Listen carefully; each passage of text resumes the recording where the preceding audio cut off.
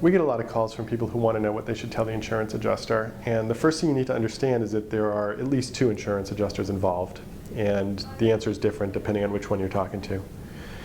The insurance adjusters can be pretty aggressive.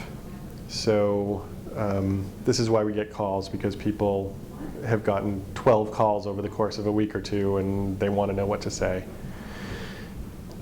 There are 2 insurance companies involved in any car crash. There's your insurance company, which provides you with personal injury protection, PIP, sometimes called PIP. And then there's the other insurance company for the driver who hit you. Now, you deal with these 2 very differently. Your insurance company, you need to cooperate with to a certain extent, because they're going to pay up to $15,000 of your medical bills. But in order to do that, you need to fill out their forms and answer their questions.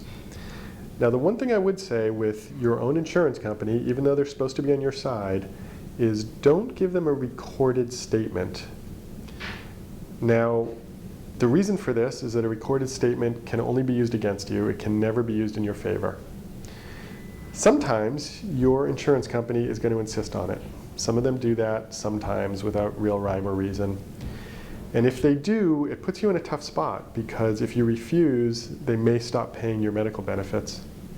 In fact, with our clients, when that happens, we have a tough decision to make. What we sometimes do is say, okay, we will let our client give a recorded statement, but I, the lawyer, am going to be sitting in the room with them.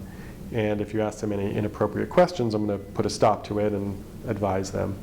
If you don't have a lawyer, you've got a tough situation, because they're going to use a recorded statement against you, but if you don't give it, they're going to stop paying your medical bills. If you have health insurance, that's not necessarily the end of the world, because if your auto insurance stops paying your medical bills because you won't give a recorded statement, your health insurance will usually pick up the slack. If you don't have health insurance, you're really in a tough spot. Now let's switch gears. If the insurance company for the person who hit you calls you up, my advice is just hang up the phone. You do not need to speak with them. I advise people who are going to try and settle the case themselves, do as much of it as you can in writing. In particular, anything they say, get it in writing. If they make you an offer, get it in writing. If they threaten you, which they sometimes will do on the phone, get it in writing. If you insist upon talking with them on the phone and negotiating that way, do not let them record you. I have seen cases ruined by recorded statements, and I know that you're planning to only tell the truth, but you have to understand these insurance adjusters have been doing this a long time. They know a lot of tricks, and even though you think you're just going to stick to the truth, they will ask you tricky questions that you can't anticipate, and you'll stutter and stammer, and then you'll answer one way or another, and then if they ever play that at trial, it makes you look bad.